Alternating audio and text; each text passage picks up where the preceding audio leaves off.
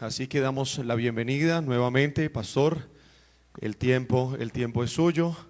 Estamos listos entonces para escuchar la palabra de Dios. Ya puede ingresar allí a la página del Distrito Sabana Norte. Ya está el enlace. Se acaba de compartir por los grupos para que pueda entonces así el mensaje pueda llegar a muchas personas más.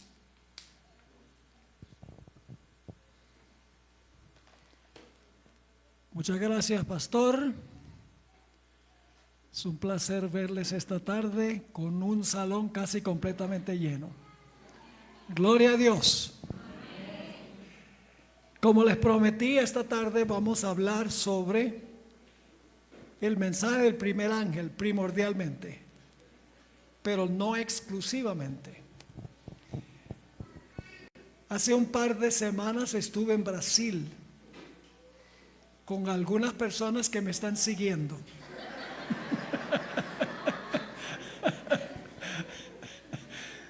El hermano fue, a mí me gusta decir en inglés, el interpreter de Doug Batchelor.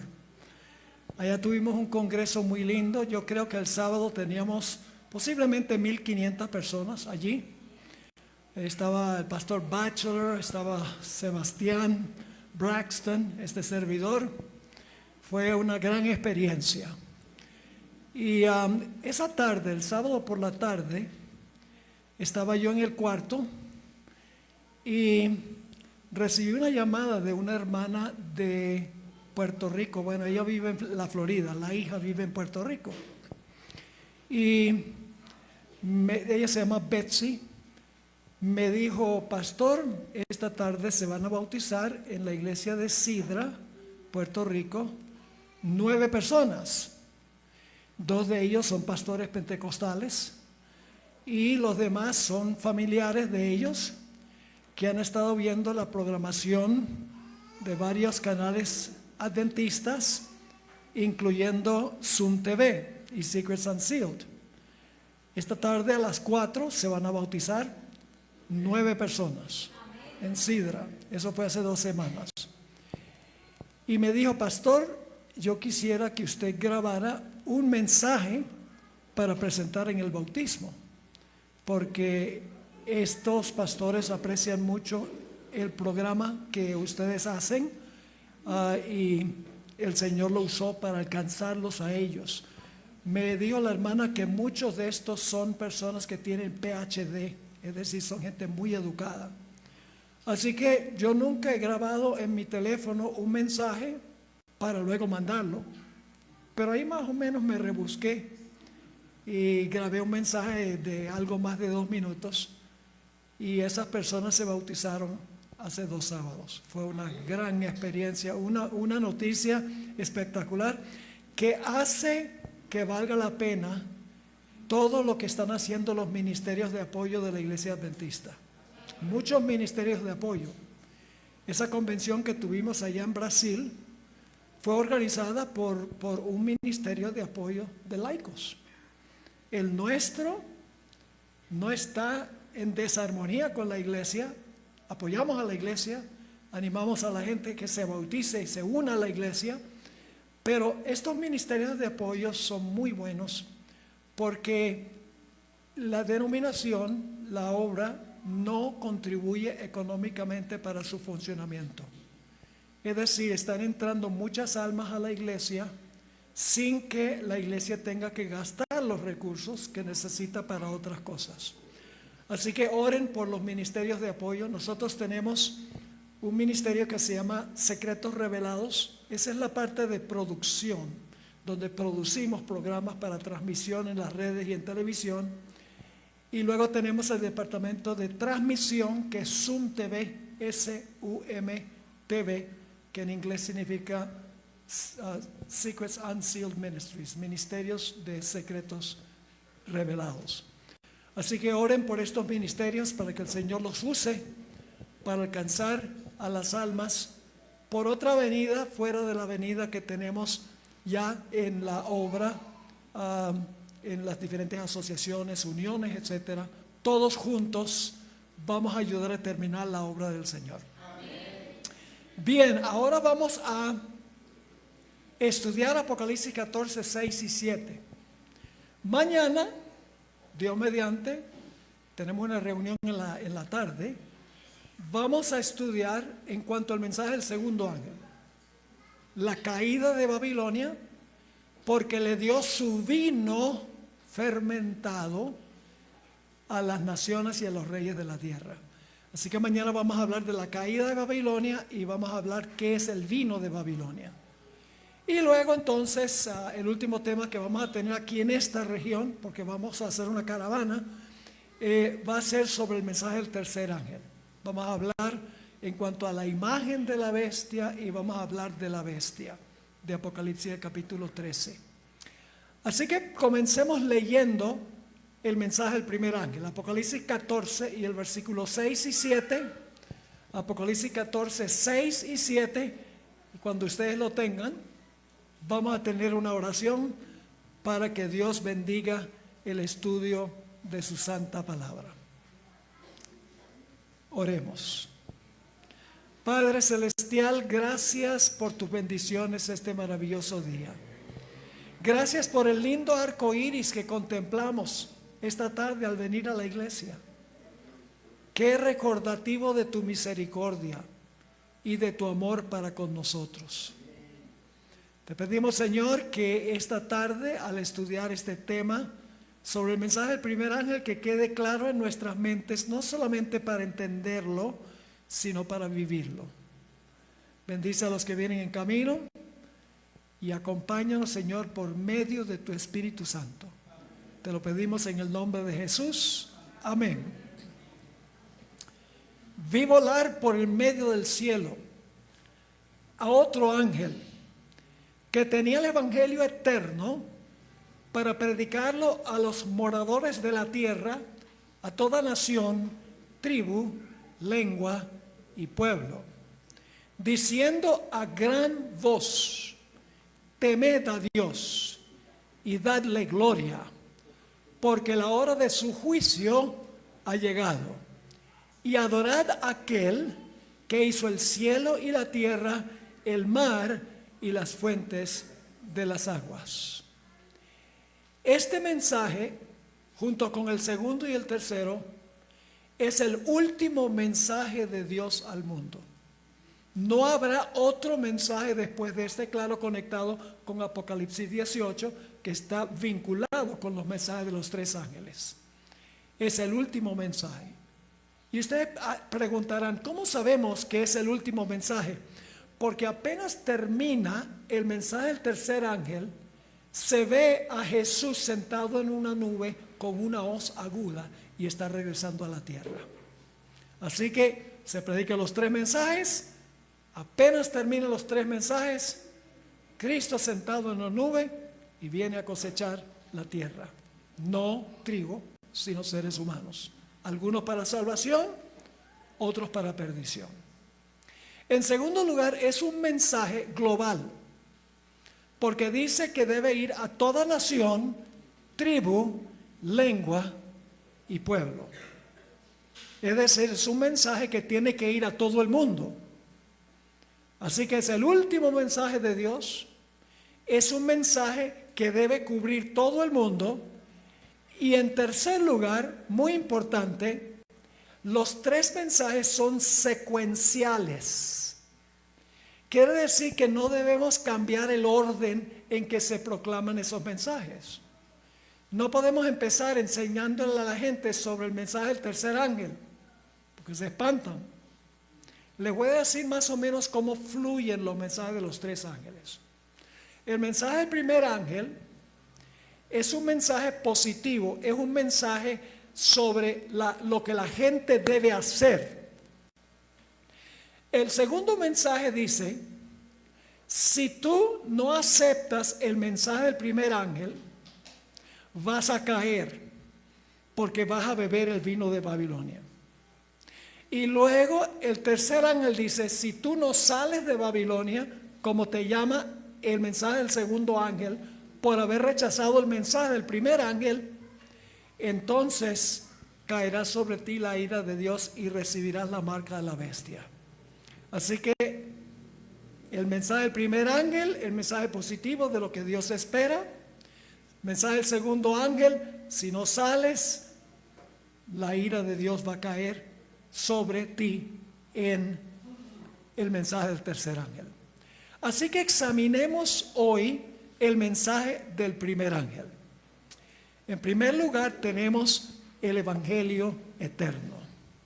¿Qué es el Evangelio eterno? El Evangelio eterno es lo que ha hecho Jesús por nosotros sin intervención nuestra.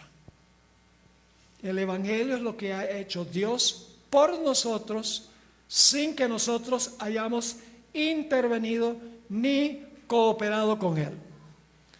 Ahora, ¿qué tiene el mensaje del primer ángel? El Evangelio eterno específicamente. Tiene 3 elementos claves. Número 1, el Evangelio nos dice que el Señor Jesucristo vivió una vida absolutamente perfecta sin pecado. Él la vivió.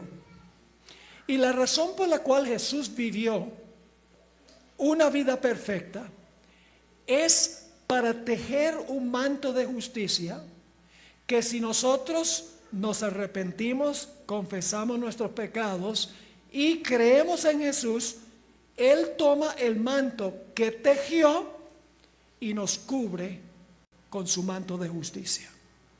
Es decir, la primera parte del Evangelio es que Jesús vive una vida perfecta, una vida sin pecado, teje un manto de perfecta justicia para cubrir nuestra desnudez.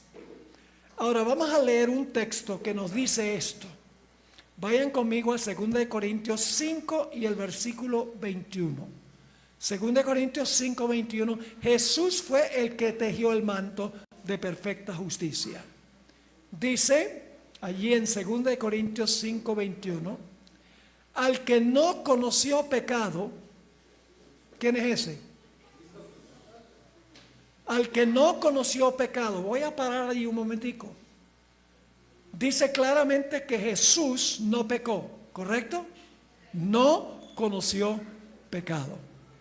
Es decir, que Jesús obedeció perfectamente la ley, desarrolló justicia perfecta, tejió un manto de justicia. Pero el Señor Jesucristo hizo otra cosa más. Y es que no solamente vivió una vida perfecta, tejiendo un manto de perfecta justicia que nosotros podemos reclamar, sino que el Señor Jesucristo también pagó la deuda que nosotros tenemos. Sufrió la pena o el castigo por los pecados de la raza humana. Es decir, Jesús no solo vivió una vida perfecta, sino que el Señor Jesucristo cargó con nuestra culpa, con los pecados de todo el mundo. Y ahí es que viene la segunda parte de este versículo. Porque el versículo dice, al que no conoció pecado, por nosotros lo hizo pecado. ¿Quién lo hizo pecado a Jesús? El Padre. Pueden leer Isaías 53.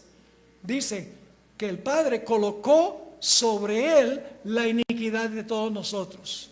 Jesús no solamente vivió por nosotros, sino que Jesús también murió por nosotros, cargando la culpa, cargando el castigo que nosotros merecemos. Ahora vayan conmigo todavía en este segundo punto, que Jesús cargó nuestros pecados y por lo tanto sufrió el castigo que nos convenía a nosotros. Vamos a leer otro texto que describe esto. Gálatas 3 y el versículo 13. Gálatas 3 y el versículo 13. Dice allí en un texto probablemente muy bien conocido, Cristo nos redimió de la maldición de la ley. ¿Por qué la ley nos maldice? La ley es mala, ¿verdad? Porque nos maldice. No, el malo soy yo. Me maldice por mí, no porque la ley es mala. Porque la ley es santa, justa y buena, dice el apóstol Pablo. Así que aquí dice, Cristo nos redimió de la maldición de la ley. Un ejemplo, Estamos manejando y llegamos a un semáforo. Nos comemos el semáforo en rojo. ¿La ley me condena? Si hay una cámara, ¿la ley me condena? La solución está en quitar el semáforo. ¿Les parece? Quitamos el semáforo. La culpa la tiene el semáforo. No. El semáforo me condena y me ponen una multa porque yo transgredí la ley. Y la paga del pecado es muerte. Ahora fíjense que dice, Cristo nos redimió de la maldición de la ley. ¿Y cómo lo hizo? Sigue diciendo, hecho por nosotros maldición. Él nos salvó de la maldición de la ley porque somos pecadores, porque Él tomó la maldición que yo merezco. Sufrió el castigo. Le voy a dar un ejemplo. Cuando yo recién llegué a pastorear en la ciudad en California donde vivo ahora, una noche, un miércoles en la noche, fui a un culto de oración. Y esa noche fue especial. Sentimos la presencia del Espíritu Santo como raras veces. Cantamos himnos, dimos testimonios, estudiamos la palabra, oramos juntos. Y cuando terminó la reunión, mejor dicho, tiene la cabeza en las nubes de tanta emoción. Me monté en el carro, di la vuelta a la esquina, empecé a andar por la calle primera, y estaba andando 20 millas, 30 kilómetros más rápido que el límite de velocidad. Sin darme cuenta, porque estaba elevado, estaba emocionado. Y de repente veo detrás del carro la luz de un policía. Y digo, oye, estaba excediendo velocidad. Ahí sí me di cuenta. Y me paré. El fiscal vino a la ventana del carro y dijo, por favor, deme su licencia. Sí, señor. Se me había olvidado la cartera. Me dice, entonces deme la registración del carro. Miré ahí encima, donde siempre lo guardaba, no lo consigo. Entonces me dice, ¿cómo se llama usted?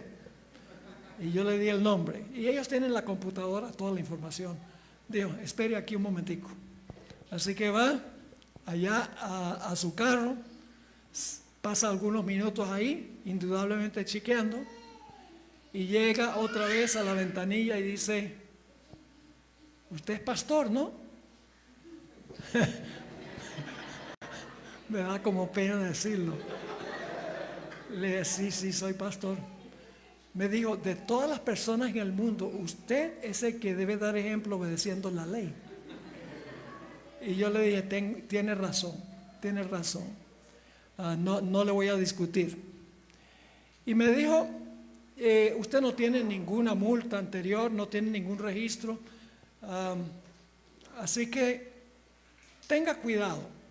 Maneje conforme al límite de velocidad. Entonces yo le expliqué, yo dije, es que tuvimos un culto de oración aquí a la vuelta en la iglesia y eso cantamos y oramos y estudiamos y bueno, fue espectacular. Y yo iba como elevado. Dice, no, pero cuando maneja no vaya elevado. Elévese cuando llegue a la casa. Bueno, ok. Entonces me dijo, mire, yo veo que usted no hace esto regularmente, así que le voy a perdonar la multa. Y yo dije, gloria a Dios, me salvé de la multa. Pero después me puse a pensar, el policía no hizo bien, porque el papel del policía es imponer la ley. El policía no tiene la facultad de perdonar. El policía está allí para castigar infracciones de la ley. Tendría que haberme puesto la multa. Pero ¿saben cómo podría haberme perdonado la multa? Si él hubiera dicho, mire, señor Bor, yo no le puedo perdonar la multa, porque yo soy policía y la ley exige que usted reciba el castigo, pero voy a hacer algo, por misericordia, yo voy a ir a la jefatura y le voy a pagar la multa.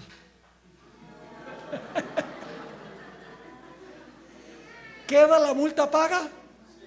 Sí. ¿La pago yo? No. Eso es lo que hizo Jesús.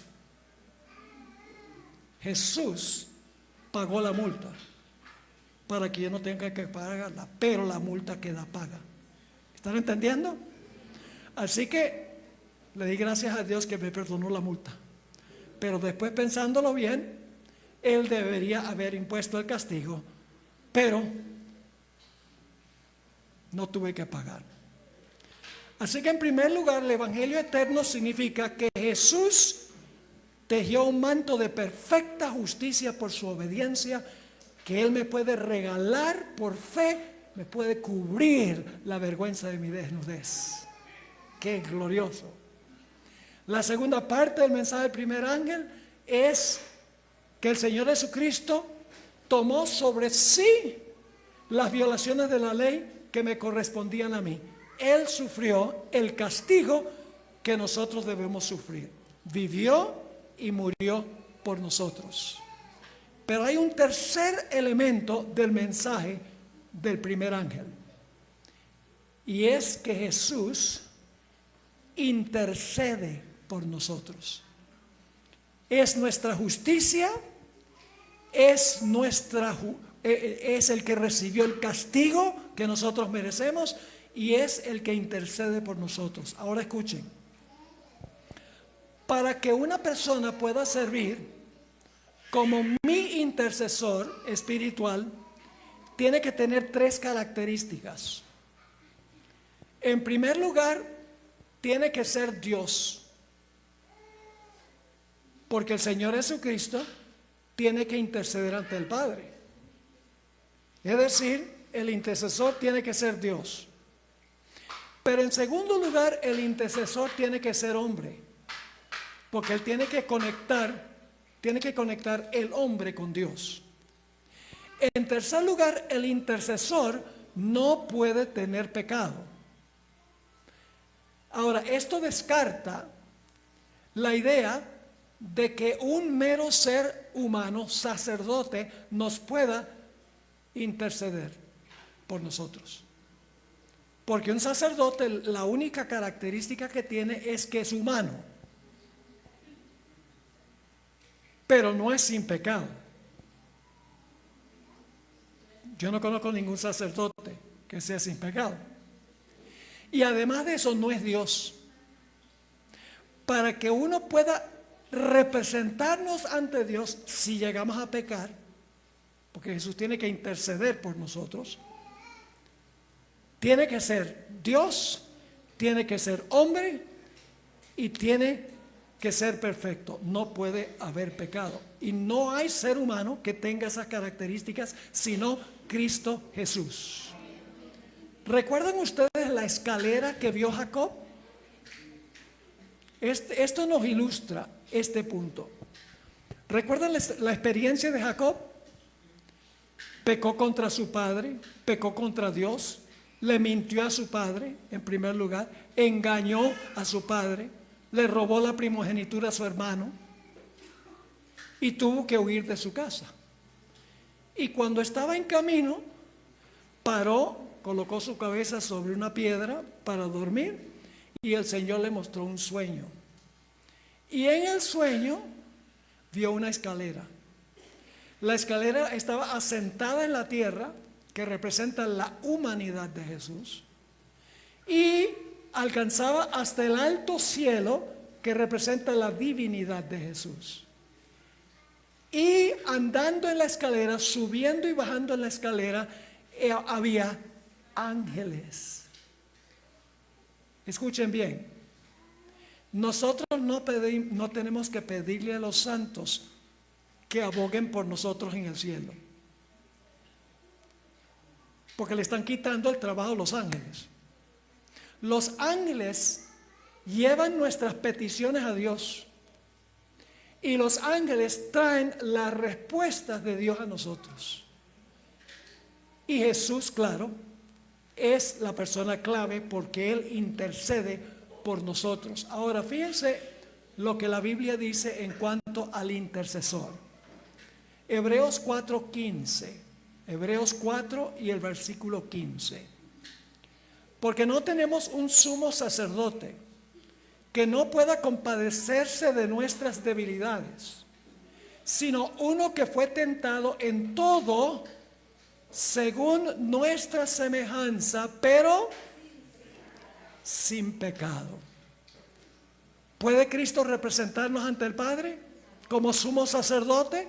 Sí. ¿Puede compadecerse de nosotros? Sí, porque Él nunca ¿qué? Nunca pecó. Y algunos dicen, bueno, si Jesús nunca pecó, Él cómo nos puede comprender, cómo nos puede entender si no ha pasado por la experiencia de pecar como nosotros. Eso me recuerda cuando yo enseñaba teología en el colegio en Medellín. Hacíamos planes de 5 días para dejar de fumar. Y una de las personas que vino a un plan de 5 días me dijo, pastor, ¿usted ha fumado alguna vez? Y yo le dije, sinceramente le puedo decir que yo nunca he fumado.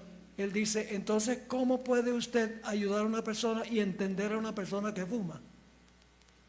Bueno, en ese momento yo no tenía una respuesta. Con el transcurso del tiempo me puse a pensar en cuanto a eso. Y uso esta ilustración. Si ustedes saben lo que es arena movediza, ¿verdad? Si ustedes están en arena movediza y se están hundiendo, no hay esperanza. ¿Qué preferirían ustedes?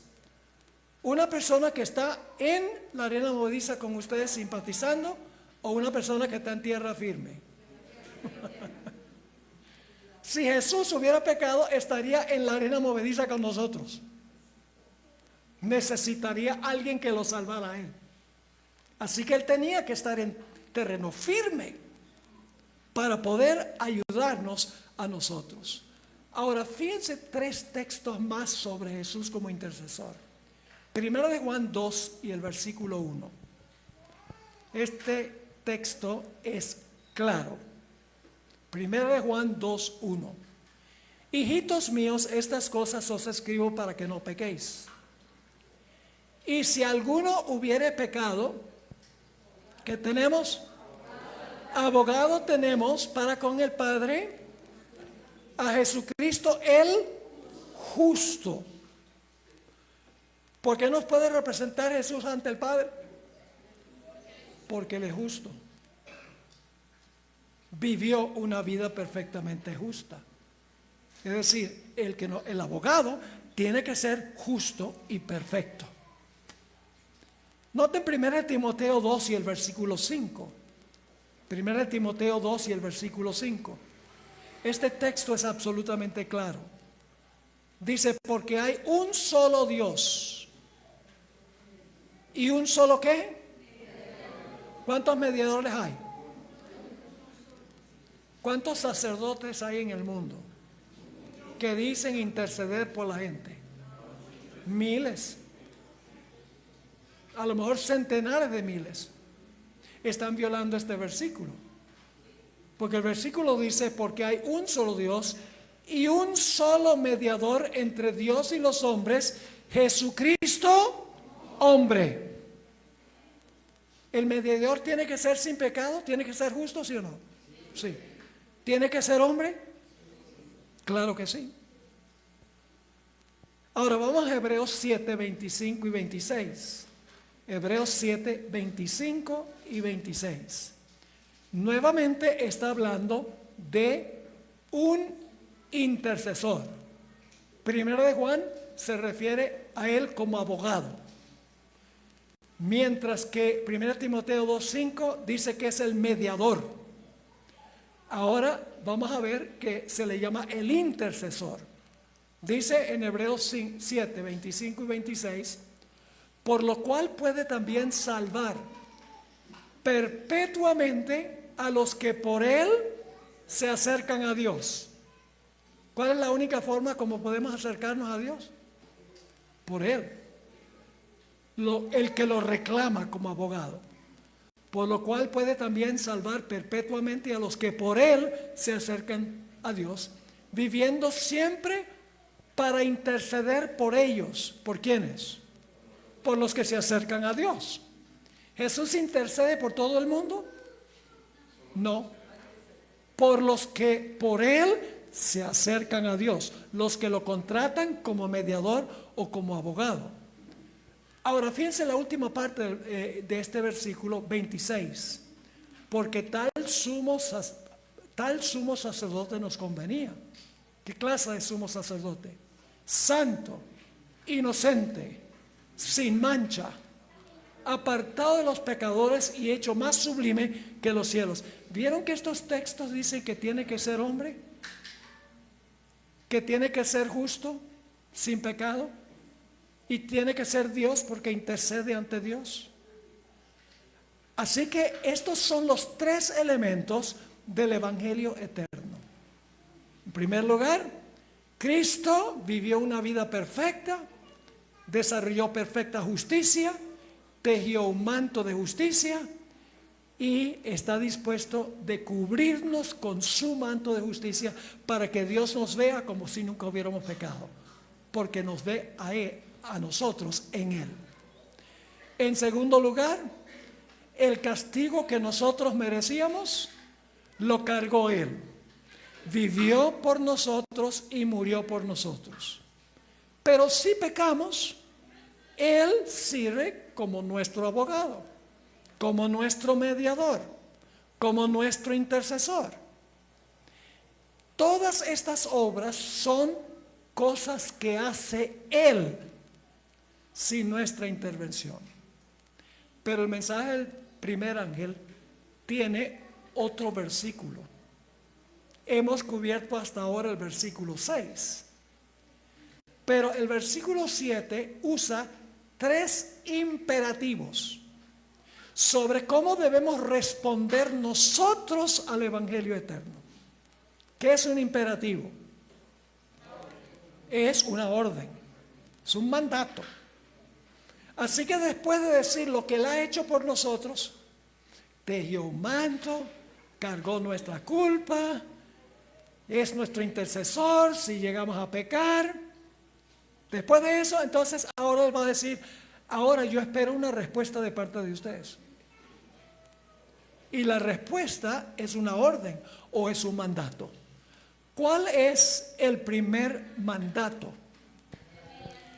Temed a Dios. Es decir, tenemos que tenerle miedo a Dios. La Biblia dice que debemos temer a nuestro padre y a nuestra madre. ¿Debemos andar con miedo de nuestro padre y madre? No, la palabra temer en la Biblia significa tener un exaltado respeto para Él. ¿Y cómo es que se revela el respeto que tenemos para con nuestros padres? Por la obediencia. Por la obediencia. Así que cuando dice temed a Dios, está diciendo obedézcanle. Obedezcan su ley, sus mandamientos, por gratitud por lo que Él ha hecho. Le voy a dar 3 ejemplos ahora de lo que pasa cuando no hay temor de Dios. Porque el temor de Dios tiene que ver, los que temen a Dios no son un riesgo para los demás. Los que no temen a Dios son un peligro para los otros seres humanos. ¿Ustedes recuerdan la historia de cuando Abraham pasó por la ciudad de Gerar? Una vez él fue a Egipto y le mintió al faraón de Egipto, pero esta es otra ocasión. Fue a Gerar, el rey ahí se llamaba Abimelech, no era hebreo, no era del pueblo escogido de Dios. Y Abraham, como que Sara era muy bonita, y él dice, yo le voy a decir a Abimelech que Sara es mi hermana. Lo que no voy a hacer es decirle toda la verdad, porque de pronto, si le digo que es mi esposa, además de ser mi hermana, entonces la va a tomar para él. Así que no le dijo que era su esposa, le dijo que era su hermana. Y ustedes recuerdan la historia, esa noche Dios le dio un sueño a Abimelech y le dijo, mira, hay algo que no te dijo Abraham, y es que ella no solo es su hermana, es también su esposa. Y Abimelech, Dios le dijo, mejor se la devuelves, porque si no te va a ir mal. Y el siguiente día, y ahora quiero leer lo que dice Génesis 20, 8 al 11. Vamos a tomar la historia allí en Génesis 20, 8 al 11. Entonces Abimelech se levantó de mañana y llamó a todos sus siervos y dijo todas estas palabras en los oídos de ellos, es decir, les contó el sueño. ¿Y qué hicieron? Temieron los hombres en gran manera. Este sí era miedo, tenía miedo, porque Dios había dicho, vas a recibir un terrible castigo. Dice en el versículo 9, después llamó Abimelech a Abraham y le dijo, ¿qué has hecho? ¿En qué pequé yo contra ti que has traído sobre mí y sobre mi reino tan grande pecado? Lo que no debiste hacer has hecho conmigo. Dijo también Abimelech a Abraham, ¿qué pensabas para que hicieses esto? Y ahora fíjense la excusa de Abraham. Y Abraham respondió, porque dije para mí, ciertamente no hay que. ¿Qué pasa cuando no hay temor de Dios? Hay peligro de que violen el sexto mandamiento que dice no matarás. Así que temer a Dios tiene que ver con el sexto mandamiento. Así que dice, ciertamente no hay temor de Dios en este lugar y me matarán por causa de mi mujer.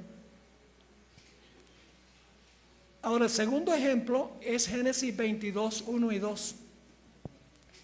Es la experiencia de cuando Abraham fue al monte Moria con la intención de sacrificar a su hijo.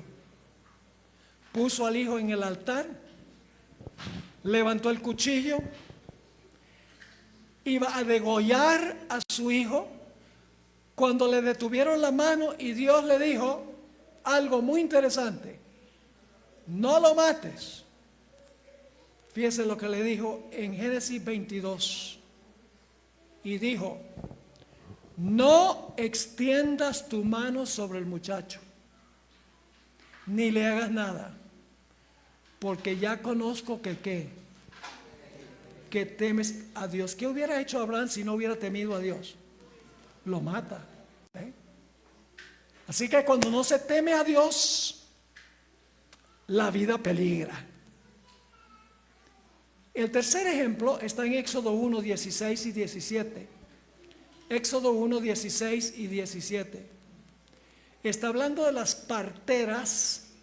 Faraón había dicho que mataran a todos los varones, pero las parteras no lo hacían. ¿Por qué no lo hacían? Éxodo 1, 16 y 17. Cuando asistáis a las hebreas en sus partos, dice Faraón, y veáis el sexo, si es hijo, matadlo, y si es hija, entonces viva. Pero las parteras, ¿qué pasó con las parteras? Temieron a Dios. ¿Qué significa eso? Obedecieron a Dios, guardaron su ley, temieron a Dios y no hicieron como les mandó el rey de Egipto, sino que preservaron la vida a los niños. Así que temer a Dios significa tenerle un elevado respeto hasta el punto de guardar la santa ley de Dios. En estos ejemplos estamos hablando del sexto mandamiento, no matarás. Noten lo que dice el Salmo 2:11.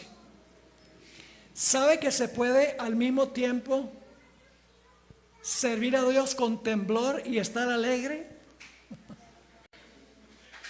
¿Cómo puede uno estar alegre cuando tiene el temblor o el temor de Dios? Dice en el Salmo 2:11, servid a Jehová con ¿qué? Con temor. Y luego dice, y alegraos con temblor. Parece una contradicción, pero no es. Así que temer a Dios significa obedecerle, significa guardar sus mandamientos. Es uno de los aspectos que espera Dios en respuesta a lo que Él ha hecho por nosotros en el Evangelio. Leamos unos pocos textos más. Eclesiastés 12, 13 y 14, sobre lo que significa temer a Dios. Eclesiastés 12 y el versículo 13 y 14.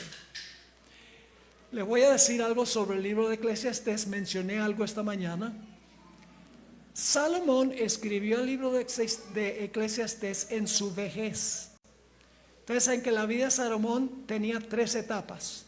La primera etapa es cuando era un buen rey, seguía los caminos del Señor, pero luego se enorgulleció de sus riquezas, que eran 666 talentos de oro, y se empezó a casar con mujeres paganas de las naciones circundantes y perdió el rumbo. El libro de Eclesiastés describe la vida de Salomón durante la época en que se separó de Dios. Es un libro deprimente. Hasta nos da la impresión de que Salomón dudó de la existencia de Dios. Y dice que aborreció la vida. Da la impresión de que hasta quería suicidarse. Por eso fue uno de los últimos libros en incluirse en el canon bíblico. Porque era muy pesimista. Vanidad de vanidades. Todo es vanidad. No hay sino esto, dice Salomón, que comamos y bebamos, que mañana moriremos. Esa no es una filosofía de la vida cristiana. Pero Salomón está describiendo aquí su vida apartada de Dios. Y luego cuando llega a la conclusión del libro, él le va a decir a los jóvenes, porque le está escribiendo a los jóvenes para que no cometan el mismo o los mismos errores que él había cometido. Dice ahí en Eclesiastés 12, 13 y 14, el fin de todo el discurso oído es este. El meollo de todo lo que quiero que sepan de este libro dice, ¿qué cosa? Teme a Dios y guarda sus mandamientos. Temer a Dios tiene que ver con guardar los mandamientos. Claro, es un profundo respeto para Dios, como cuando respetamos a nuestros padres, obedecemos a los padres. Así que dice, teme a Dios y guarda sus mandamientos, porque esto es el todo del hombre, porque Dios traerá toda obra a juicio, juntamente con toda cosa encubierta, sea buena o sea mala. Vamos a Deuteronomio 10, 12 y 13. Deuteronomio 10, 12 y 13. Todavía estamos hablando de lo que significa temer a Dios. Aquí Dios le está hablando a Israel y dice lo siguiente. Ahora pues, Israel, ¿qué pide Jehová tu Dios de ti? Ve que estos imperativos son lo que Dios espera de nosotros, ¿cierto? El Evangelio eterno es lo que Él hizo por nosotros. Vivió por nosotros, murió por nosotros, intercede por nosotros. Ahora los 3 imperativos. Ahora yo quiero que ustedes, por gratitud y por amor, me respondan cumpliendo los 3 imperativos. Ahora pues, Israel, ¿qué pide Jehová tu Dios de ti? Sino que ¿qué? Que temas a Jehová tu Dios. Ahora, ¿qué significa temer a Dios? Sigue diciendo, que andes en todos sus caminos y que lo ames y sirvas a Jehová tu Dios con todo tu corazón y con toda tu alma. Y luego, ¿qué dice el versículo 13? Que guardes los mandamientos de Jehová y sus estatutos que yo te prescribo hoy para que tengas prosperidad. Noten, son sinónimos esto. Temer a Jehová significa andar en sus caminos, significa amarlo, significa servirle, significa guardar sus mandamientos. Todo eso está incluido en temer a Jehová. Noten Proverbios 8:13. La hermana White dice que Proverbios también fue escrito en muchas de sus partes por Salomón cuando regresó al Señor al final de su vida. Proverbios 8:13 nos dice que es el temor de Jehová. Dice, el temor de Jehová es aborrecer el mal. ¿Tiene algo que ver con guardar la ley? Y luego da algunos ejemplos. La soberbia y la arrogancia, el mal camino y la boca perversa aborrezco. Noten Proverbios 16:6. Proverbios 16:6. Nuevamente, la idea es obediencia a Dios, obediencia a su ley, en respuesta a lo que Él ha hecho por nosotros. Dice allí, con misericordia y verdad se corrige el pecado. Y con el temor de Jehová, los hombres que hacen, se apartan del mal. ¿Tiene algo que ver el temor de Jehová con apartarse del mal, con guardar la ley de Dios? ¿Cómo no?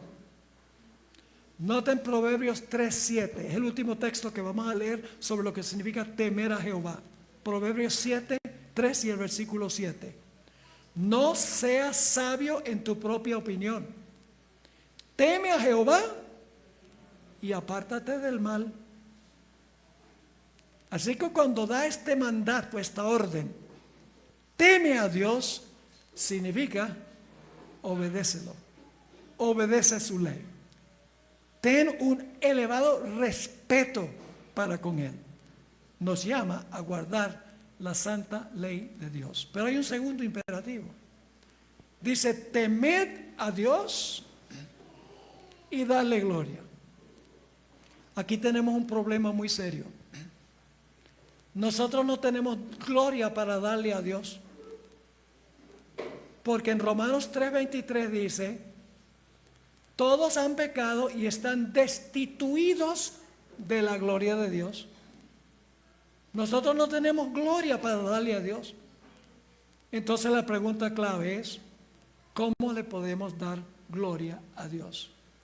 La respuesta es que nosotros le devolvemos a Dios la gloria que vino de Él a nosotros.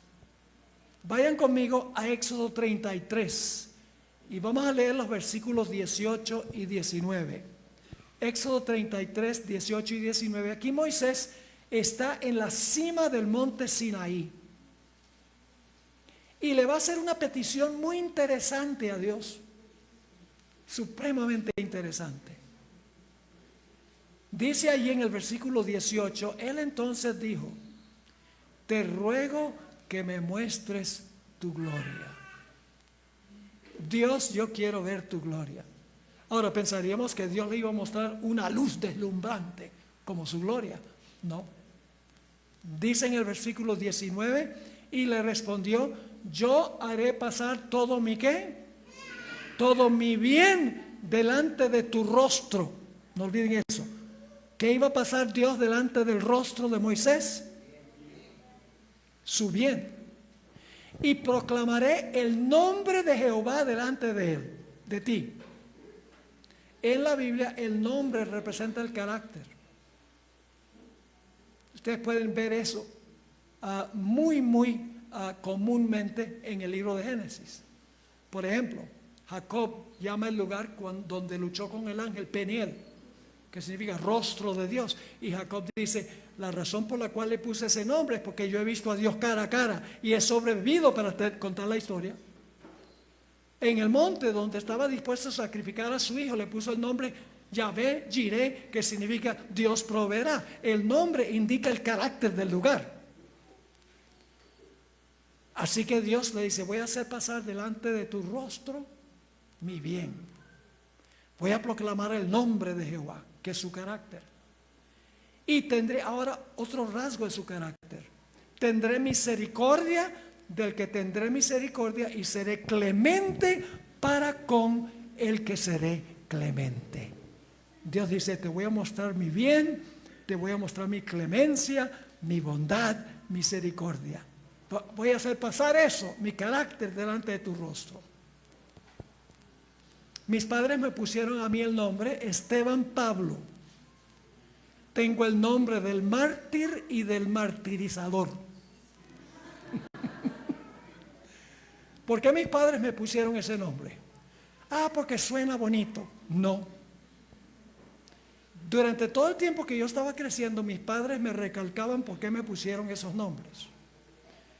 Me decían, mira, nosotros queremos que tú tengas la fe suficiente, si es necesario, morir por lo que crees. Y queremos que seas un predicador del Evangelio como el apóstol Pablo. Y constantemente me lo repetían. Y se me pegó.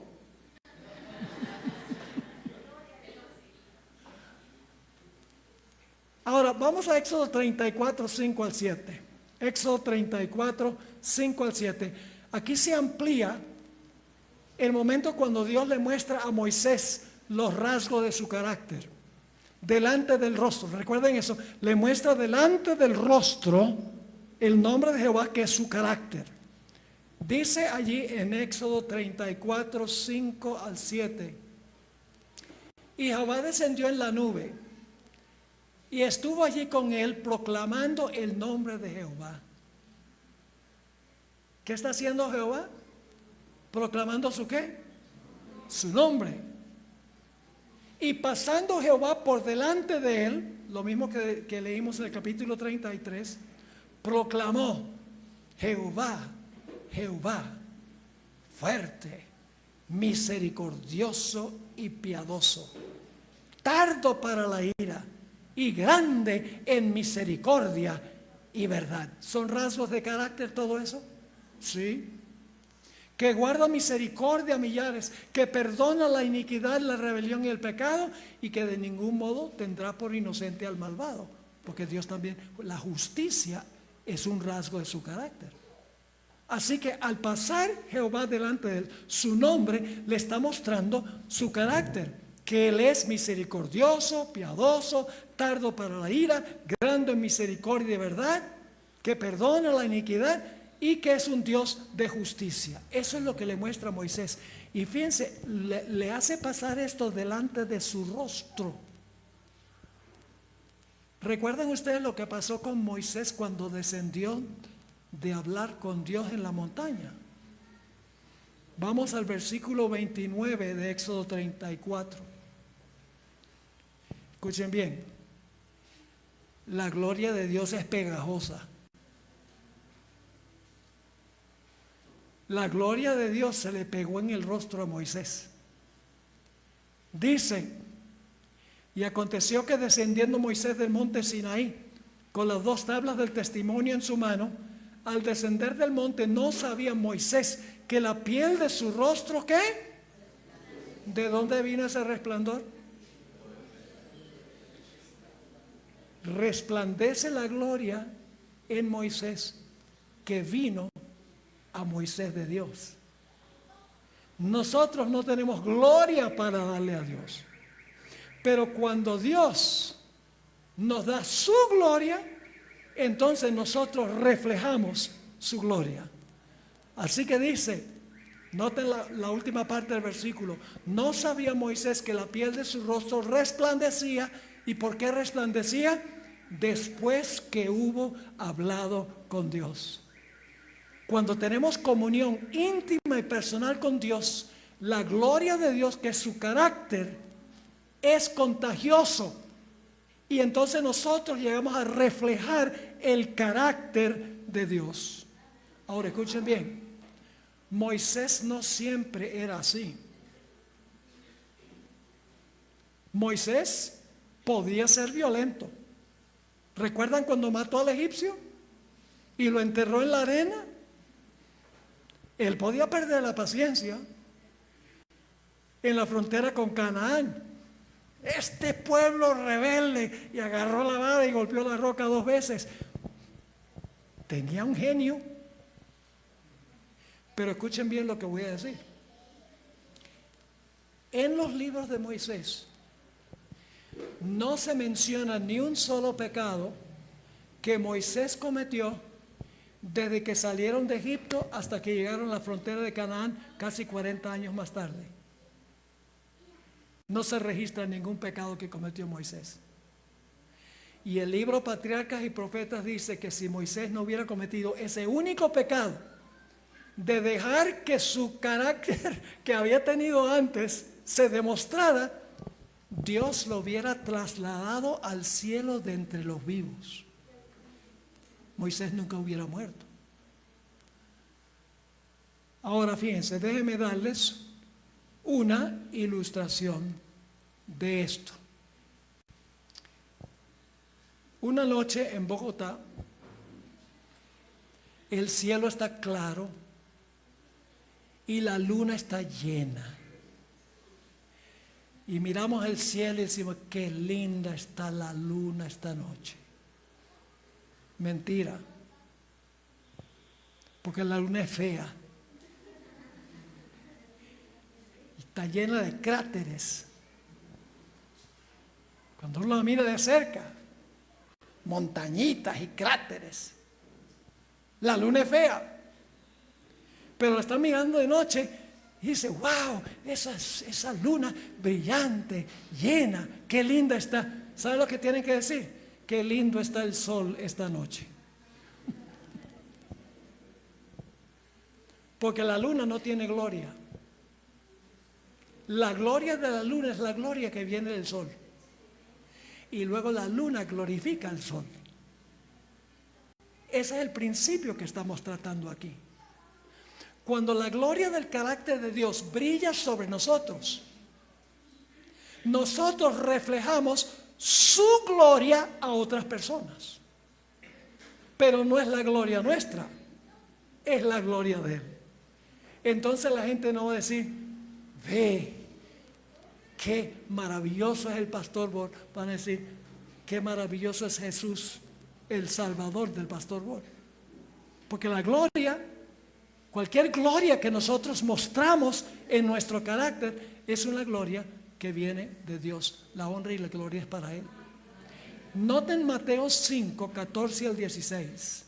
Mateo 5, 14 al 16. Aquí está el principio claro. Jesús está hablando a un grupo de personas y les dice, vosotros sois la luz del mundo. Jesús es el sol y nosotros somos lunas. Jesús le está diciendo, ustedes son la luz del mundo.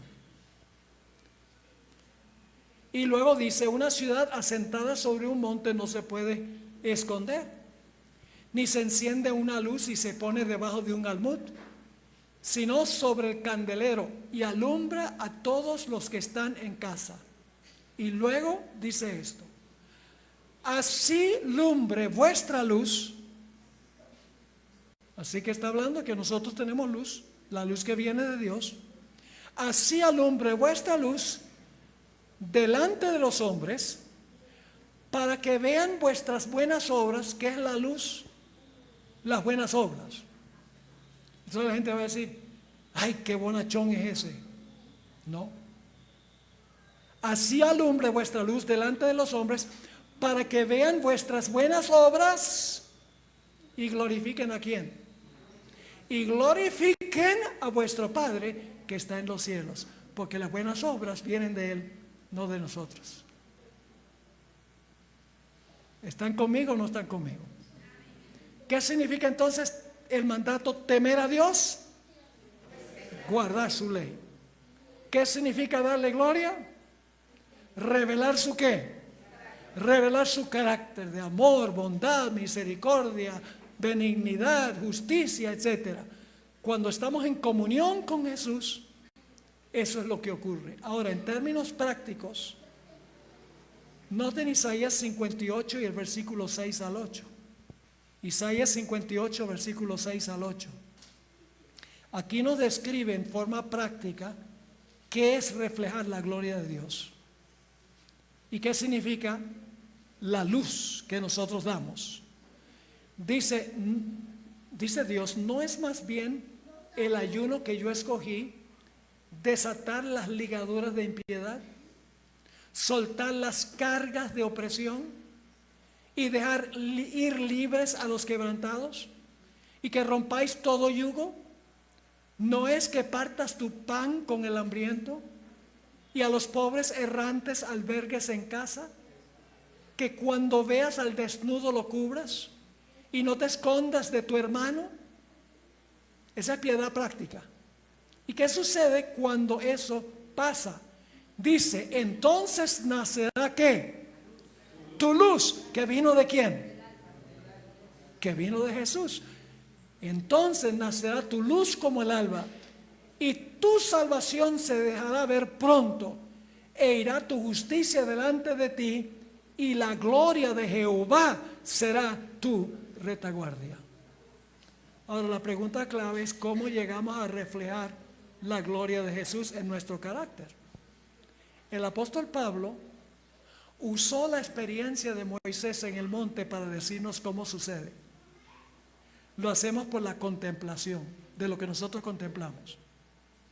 Si estamos contemplando en la televisión violencia, mentira, inmoralidad, etc., así va a ser nuestro carácter. Porque nuestro carácter se compone de lo que nosotros vemos y oímos primordialmente. Y muchas veces los jóvenes llegan y me preguntan, pastor, ¿cómo se puede vencer el pecado? Yo digo, muy sencillo. ¿Qué estás haciendo? ¿Estás yendo al cine?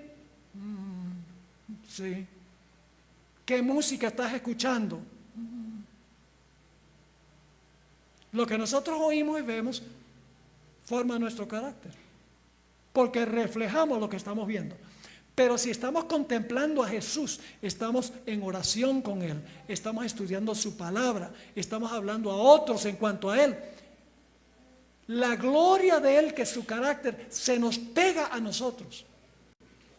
Y el apóstol Pablo usó la experiencia de Moisés y explicó eso.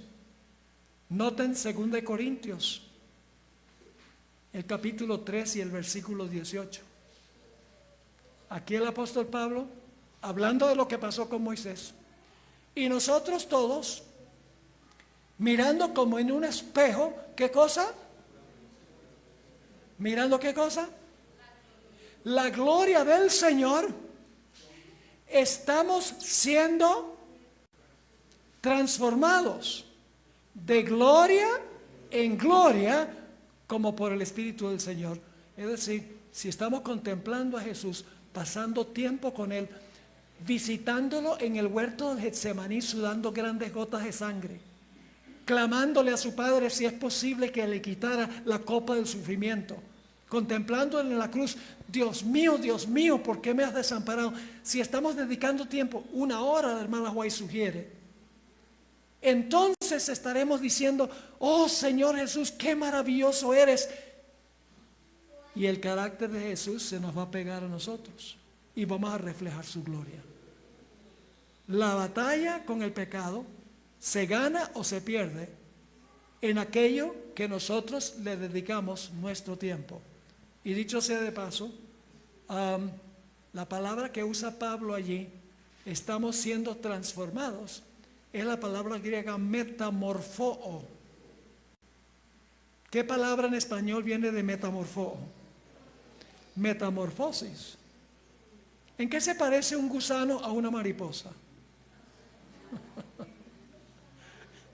En nada. Un gusano se arrastra por el suelo, infunde asco. Por lo menos cuando yo viví en Venezuela, dice, no toques ese gusano todo peludo porque te da fiebre. La gente le tenía asco.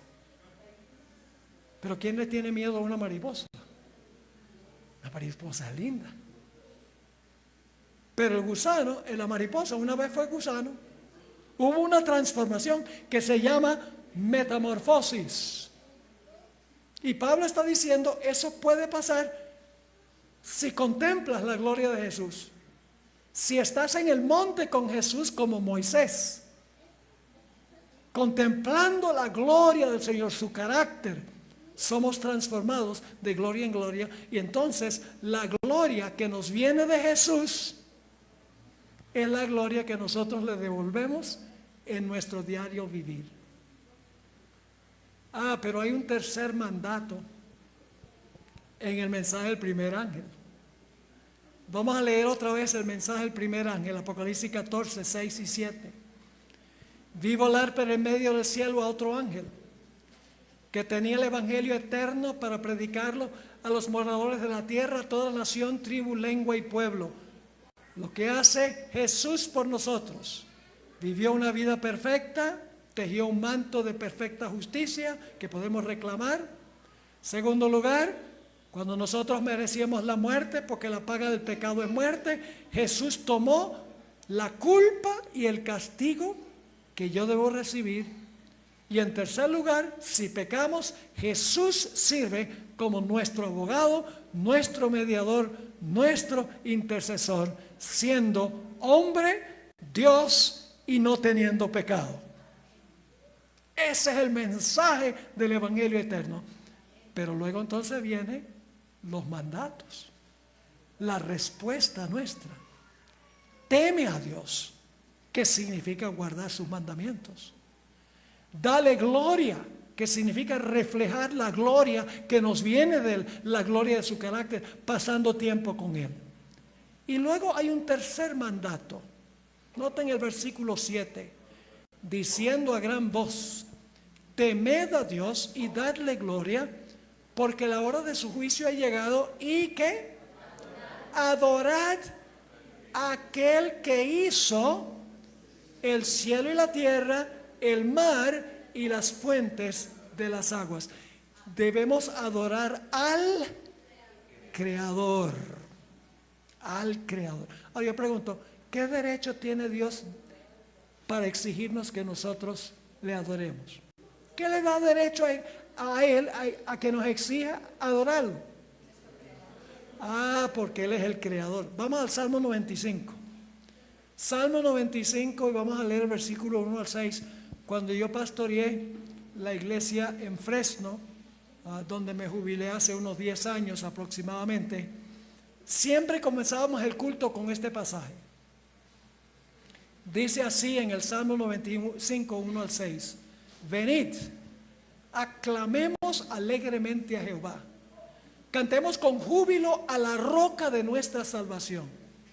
Lleguemos ante su presencia con alabanza, aclamémosle con cánticos, porque Jehová es Dios grande y Rey grande sobre todos los dioses. Porque en su mano están las profundidades de la tierra, y las alturas de los montes son ¿qué? Suyas. Suyo también el mar. ¿Por qué es que los montes son de Él y el mar son de Él? Dice, pues Él lo hizo, y sus manos formaron la tierra seca. Le debemos a Dios respeto porque es nuestro Creador. Pero ahora noten lo que dice el versículo 6. Venid, adoremos y postrémonos, arrodillémonos delante de Jehová nuestro Hacedor. ¿Qué le da derecho a Dios de que exija nuestra adoración? El hecho de que Él es el Creador. Es decir, Dios como Creador y nuestra adoración están conectados. No se pueden separar. Pero hay más. Yo pregunto, ¿será que Dios nos dio un recordativo de que Él es el Creador, porque podría haber un riesgo de que nos olvidemos? Dios dio una señal para recordarnos que Él es el Creador. No se puede hablar de adoración sin hablar del Creador, y no se puede hablar del Creador y la adoración sin hablar de la señal que Él dio de que es el Creador, la señal semanal que es el sábado. Noten lo que dice Génesis 2, 1 al 3. Génesis 2, 1 al 3. El mensaje del primer ángel nos está llamando a guardar el sábado para recordar al Creador. Dice allí en Génesis 2, 1 al 3: fueron pues acabados los cielos y la tierra y todo el ejército de ellos. Y acabó Dios en el día ¿qué? Séptimo. La obra que hizo, y reposó en el día ¿qué? Séptimo de toda la obra que hizo. Y bendijo Dios al día ¿qué? Me da la impresión de que el séptimo día es el sábado. 3 veces. Ahora, ¿qué 3 cosas hizo Dios en la creación en relación con el sábado? Reposó, lo bendijo y lo santificó, que significa que lo apartó. Dios no apartó el sábado para Él, apartó el sábado para el ser humano. Y ahora vamos a ver el cuarto mandamiento. ¿Creen ustedes que el cuarto mandamiento se refiere al mismo día de reposo que Génesis 2? ¿Les parece? ¿Qué día de la semana es el día de reposo? ¿Qué número? Séptimo. Se repite 3 veces en Génesis 2. ¿Y qué 3 cosas hizo Dios? Reposó, bendijo y santificó. Sí, porque algunos dicen, ese sábado Dios se lo dio en los 10 mandamientos a los judíos, pero no se aplica a nosotros. Pues vamos a ver si el sábado del 4.º mandamiento es el mismo sábado de la creación. No había judío en la creación. Fíjense lo que dice Éxodo 28 al 11. Éxodo 28 al 11. Acuérdate del día sábado para santificarlo. 6 días trabajarás y harás toda tu obra, más el ¿qué? El 7.º día es sábado para los judíos. Para Jehová tu Dios. No hagas en él obra alguna tú, ni tu hijo, ni tu hija, ni tu siervo, ni tu criada, ni tu bestia, ni tu extranjero que está dentro de tus puertas. Ahora viene la razón. Porque en 6 días hizo Jehová los cielos y la tierra, el mar y todas las cosas que en ellos hay. ¿Y qué hizo? Reposó. ¿En cuál día? En el día 7.º. Por tanto Jehová hizo ¿qué? Bendijo el día sábado y lo santificó. El sábado del 4.º mandamiento es el mismo sábado de la creación. Solo los judíos necesitan recordar al Creador. Solo Dios creó a los judíos. Es absurdo ese argumento. El mensaje del primer ángel nos llama a adorar al Creador y guardar la señal que nos recuerda que eres el Creador. Es la señal del Creador. Vamos a Éxodo 31, 17, donde habla del sábado como señal.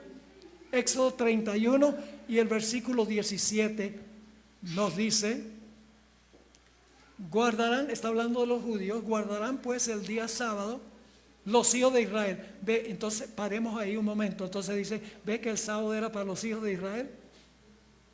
Pues Jesús no iba a decir, Dios no iba a decir, porque es el sábado de la iglesia no existía. Dios sencillamente le está hablando a los que eran su pueblo en ese momento, pero no dice exclusivamente a los judíos. Está hablándole a los judíos, pero no significa que es exclusivamente para los judíos. Así que dice, guardarán pues el día sábado los hijos de Israel, celebrándolo por sus generaciones por pacto perpetuo. ¿Y qué era el sábado? Señal. Es hasta que Cristo muera.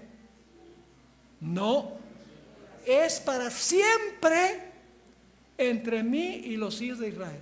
Y ahora viene la razón. Porque en 6 días hizo Jehová los cielos y la tierra, y en el 7.º día cesó y reposó. ¿Por qué Dios les mandó a los judíos que guardaran el sábado? En memoria de la creación, cuando no había judío. ¿Están conmigo o no están conmigo? Ahora noten también Ezequiel 20:20. Ezequiel 20 y el versículo 20. Dios le dice a Israel: y santificad mis sábados, y sean por señal entre mí y vosotros. ¿Con qué propósito? Para que sepáis que yo soy Jehová vuestro Dios. ¿De qué nos recuerda el sábado? De que Jehová es nuestro Dios.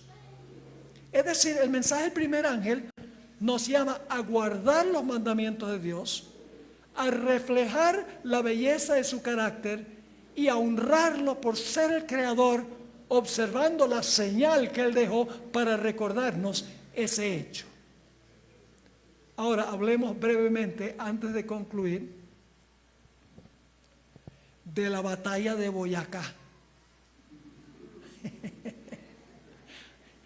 ¿Qué tiene que ver la batalla de Boyacá con el mensaje del primer ángel? ¿Qué día se celebra la batalla de Boyacá? ¿Cuándo? El 7 de agosto. ¿Por qué se celebra el 7 de agosto? A ver, dígame, ¿por qué se celebra la batalla de Boyacá hasta el día de hoy, el 7 de agosto? Un recordativo de un evento original que sucedió en la misma fecha. ¿Se puede celebrar la batalla de Boyacá el 8 de agosto? ¿Por qué? Porque esa no es la fecha original. Ahora, los últimos 3 papas, que son Juan Pablo II, Benedicto XVI y Francisco I, quien acaba de morir, yo tengo citas donde todos ellos dicen: nosotros conmemoramos la creación el domingo. No es posible conmemorar la creación el domingo, porque el día que Dios lo conmemoró es el sábado. El sábado está arraigado en la historia. No se puede cambiar el día que se conmemora la creación. Hay que guardar el día que Dios estableció originalmente para conmemorar la creación. Ahora, yo nunca he ido al monumento de la batalla de Boyacá. Son varios monumentos que hay ahí. Yo pregunto, ¿están los monumentos más o menos en el lugar a donde se ganó la victoria? ¿O será que el monumento está en Cartagena? El monumento tiene que estar en el lugar a donde ocurrió el evento, en la fecha en que ocurrió el evento. ¿Correcto? Ahora fíjense algo, Dios tenía un problemita. Y es que el evento al principio fue un evento global, porque la creación fue en todo el mundo. Entonces, ¿a dónde Dios iba a colocar el monumento? Si lo colocaba en Colombia, ese es solo parte del lugar donde Dios hizo la creación. Y los colombianos tendrían la ventaja de estar cerca para visitar el monumento. Así que Dios dijo, no hay ningún problema. Yo voy a hacer un monumento compuesto de tiempo, donde no hay que ir al monumento, sino que el monumento nos llega a nosotros. Cada 7º día llega a nosotros el monumento que conmemora la creación de Dios. Mi esposa y yo llevamos 53 años de casados.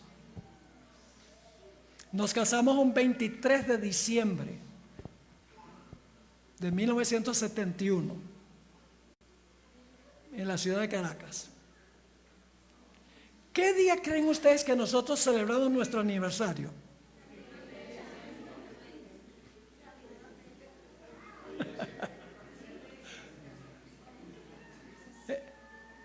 ¿Cuántos creen que es el 23 de diciembre?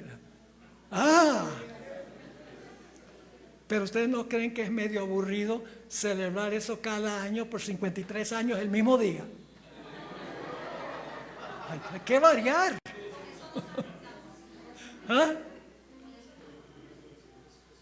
¿Qué pensaría mi esposa si yo le digo, mira, vamos a celebrar nuestro aniversario este año el 23 de enero? Mi esposa va a decir, vamos a tener que mandarte a examinar la cabeza. ¿Por qué no podemos celebrar nuestro aniversario el 23 de enero? Porque esa no es la fecha en que sucedió el evento original. Si queremos conmemorar el evento original, tenemos que conmemorarlo el mismo día en que Dios estableció el monumento conmemorativo. Así que el domingo no puede ser señal del Creador. Ahora quiero leerles un último pasaje que encontramos en Isaías 66, 22 y 23. Pero antes de leerlo, volvamos a la creación por un momento. ¿Qué día terminó Jesús su trabajo? El 6º día dijo que terminó. Pueden leerlo en Génesis 1:31. Terminó su trabajo el 6º día. ¿Qué hizo el siguiente día? reposó de su trabajo. Yo les pregunto, ¿qué día terminó Jesús su obra de redención?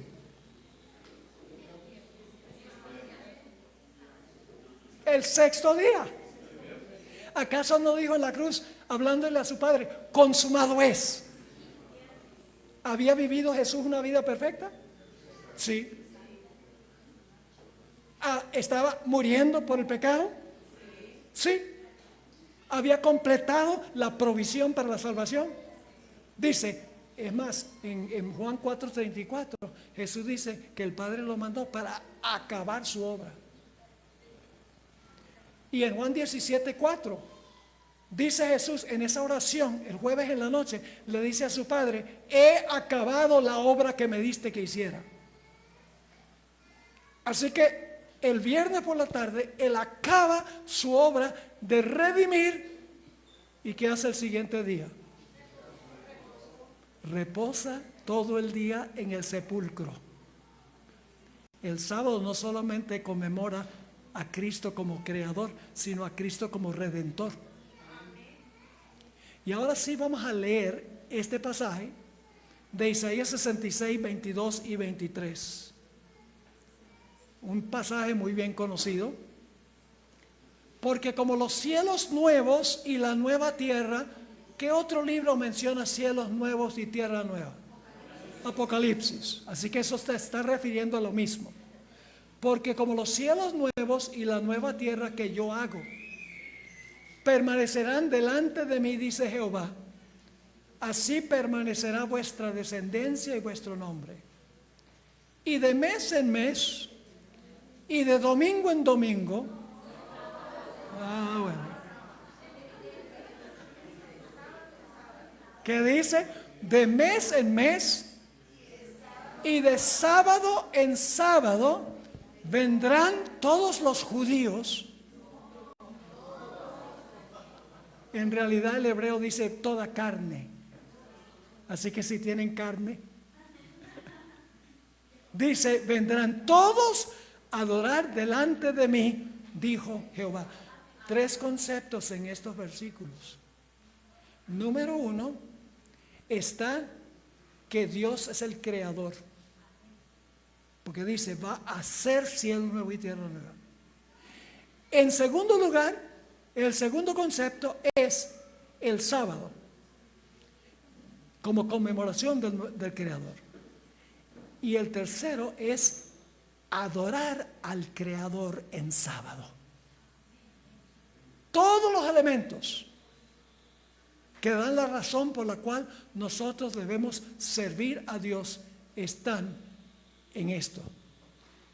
¿En cuántos días creen ustedes que Jesús va a hacer cielo? Las 7 plagas van a volver a la tierra, la condición en la cual se encontraba antes de la semana de la creación. Jeremías dijo, yo miré la tierra, estaba desordenada y vacía, y los cielos no tenían luz. Esa era la condición del planeta originalmente. Lo dice en Génesis 1, 1 y 2. Es decir, las plagas van a devolver a la tierra a la condición en la cual se encontraba antes de la semana de la creación, desordenada y vacía, sin luz y sin vida. ¿En cuántos días creen ustedes que Jesús va a hacer cielos nuevos y tierra nueva? ¿Cuántos? ¿Cómo sabemos eso? No necesitan tener la sabiduría de Salomón. Escuchen bien. Si nosotros vamos a ir a adorar de sábado en sábado, tiene que haber los primeros 6 días, porque no puede haber un séptimo día sin los primeros 6. ¿Correcto? Pero va a haber una gran diferencia. Y es que originalmente cuando Jesús hizo cielos nuevos y tierra nueva, y no se pierdan los últimos 2 temas que voy a presentar en esta serie el próximo sábado. Es un tema, bueno, mejor no les digo, para que vengan. Es un tema candente. Voy a hablar sobre los 2 misterios de la Biblia, el misterio de la piedad y el misterio de iniquidad. Importantísimo. Así que el Señor Jesucristo dice que vamos a ir de sábado en sábado. Originalmente, Cuando Jesús hizo su trabajo, Adán y Eva no lo vieron a él hacer nada. Ni el primero, ni el segundo, ni el tercero, ni el cuarto, ni el quinto, ni cuando Dios creó los animales el sexto, ni cuando creó a Adán, vieron ellos algo que hizo Jesús. Y cuando Dios creó a Eva, durmió Adán, así que Adán ni siquiera la creación de Eva vio. ¿Cómo podían estar seguros de que Jesús era el creador? Porque se los dijo. Tienen que aceptarlo por fe, no por vista. Pero cuando Jesús haga cielos nuevos y tierras nuevas, todos los redimidos van a estar vivos. Van a ser testigos oculares. Imagínense cuando Jesús diga, sea la luz. Que se ilumine el planeta. Que la atmósfera se vuelva pura, aire fresco para respirar. Que la tierra se convierta en un jardín botánico. Árboles llenos de frutos, flores, hierba verde. Que cuando Dios dice, Cristo dice, el sol, luna y estrellas que fueron movidas a sus lugares en la segunda venida, ocupen sus lugares. Reorganiza el sistema solar.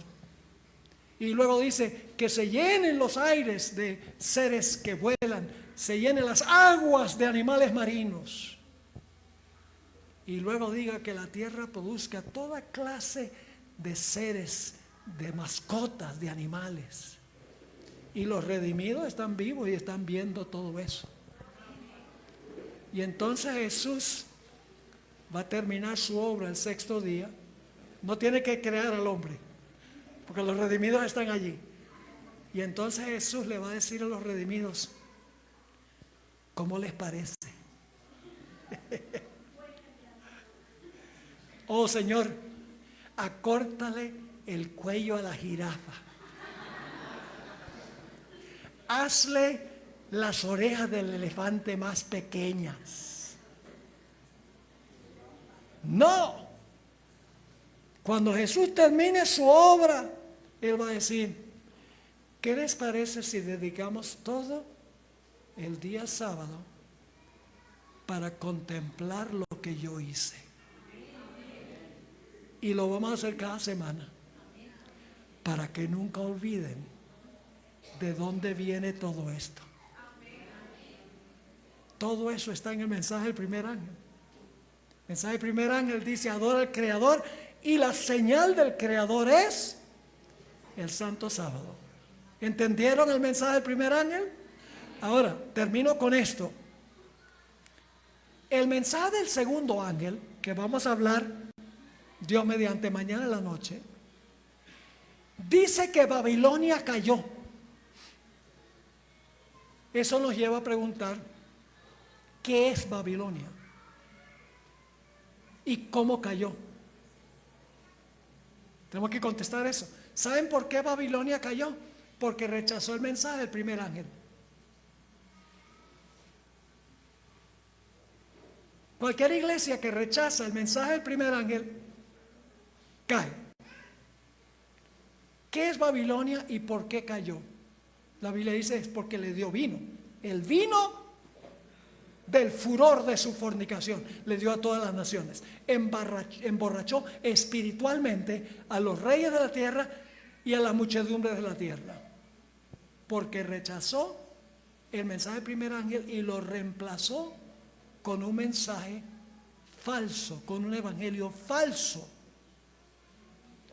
Con una idea de que Cristo no ofreció un solo sacrificio, sino hay que sacrificarlo continuadamente en cada misa.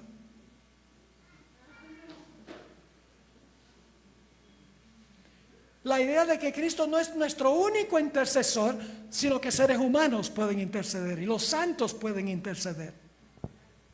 Que no somos salvos por gracia a través de la fe, pero podemos hacer obras que nos recomiendan a Dios. Ese es un falso mensaje del primer ángel. Y por eso es que Babilonia cae. Porque Babilonia tiene un evangelio falso. Y además de eso, no teme a Dios No insta a la gente a guardar la ley de Dios como está en Éxodo 20, sino que piensa que puede cambiarla. ¿Están conmigo o no están conmigo? Además de eso, no le da gloria a Dios, sino le da gloria al que pretende representar a Dios en la tierra. Y no dice que debemos guardar el sábado, sino que dicen que el día de reposo es el domingo. Babilonia cayó porque no hizo caso al mensaje del primer ángel. Y Babilonia ha emborrachado a todas las naciones con su falso evangelio y con su falta de disposición de temer a Dios, darle gloria a Dios y adorar al Creador en su santo día. Así que nuestro emocionante tema de mañana, vamos a ver el resto de la historia, el mensaje del segundo ángel. El mensaje del segundo ángel dice que Babilonia cayó, y el capítulo 18 dice, Dios hace un llamado urgente. Y ese llamado urgente es: salgan de Babilonia, pueblo mío. ¿Tiene Dios fieles en Babilonia? ¿Que creen en un falso evangelio? ¿Que no le dan gloria a Dios? ¿Que no temen a Dios? Hay muchos cristianos sinceros que viven de acuerdo a la luz que tienen, que hay que llamarlos a salir de Babilonia antes que caigan las plagas, antes que caiga el juicio. Hay muchos, porque si no hubiera muchos fieles de Dios en Babilonia, ¿para qué Dios los llamaría a salir? La mayoría del verdadero pueblo de Dios está en Babilonia. Y eso suena raro, pero es la verdad. La mayoría de los fieles de Dios están en la iglesia católica y en las iglesias protestantes. Sirven a Dios lo mejor que pueden de acuerdo a la luz que tienen. Y Dios ha llamado a los adventistas a proclamar estos tres mensajes. Urgente en este tiempo. No debemos distraernos predicando cosas que son bonitas, pero no son verdad presente para este tiempo. El mundo necesita conocer esto. Debe ir a toda nación, tribu, lengua y pueblo. Porque algún día la gente va a venir y van a decir, ¿por qué no nos contaste esto? Para que pudiéramos haber salido y no sufrir los juicios de Dios. Así que no se pierdan el próximo emocionante episodio, que será mañana en la tarde o en la noche. Y mañana voy a hacer un llamado específico. Ahora quiero que nada más reflexionen sobre lo que hemos hablado y que digamos, estamos nosotros creyendo y haciendo lo que dice el mensaje del primer ángel. Y mañana entonces voy a hacer un llamado. Mañana vamos a estar aquí nuevamente. Inviten a sus familiares, inviten a sus amigos, compañeros de trabajo, inviten a todos los que consigan para que vengan acá, porque tenemos otro salón, creo que arriba, y podemos poner más sillas. Y no se pierdan el próximo sábado, donde van a estar todos los miembros de todo el distrito. Hay un lugar, me dijo el pastor, donde caben 800 o 1000 personas. Así que llenemos ese lugar. Y vamos a estudiar sobre los dos misterios que menciona la Biblia. Un estudio que no van a querer olvidar. Oremos. Padre Celestial, gracias te damos por advertirnos de estas cosas. Gracias porque no nos has dejado a oscuras. Gracias porque nos has dicho exactamente qué es lo que va a ocurrir para que podamos prepararnos. Si hay alguien aquí en esta tarde que ha escuchado lo que he presentado y le ha llegado al corazón y ha penetrado en su mente y dice, yo tengo que tomar una decisión de seguir al Señor tal cual los mensajes de los 3 ángeles dicen. Te ruego que tú suavices sus corazones y que puedan tomar la decisión de ponerse de parte del Señor. Gracias, Señor, por escuchar esta oración. Te lo imploramos en el nombre que es sobre todo nombre, el nombre de Cristo Jesús. Amén. Amén. Bueno, ¿quién va a clausurar la reunión? ¿Qué les parece si cantamos un himno? ¿Sí? ¿Qué tal, Señor mi Dios? ¿Saben por qué me gusta ese himno cuando hablo de esto? Porque la primera estrofa habla del Creador, las primeras 2 estrofas, la tercera estrofa del Redentor y la última estrofa cuando Cristo venga en brillante gloria. Sonido. Muy Los bien, invitamos invitamos- al grupo musical para que por favor se organicen y Nos vamos a colocamos entonar en el himno. pie.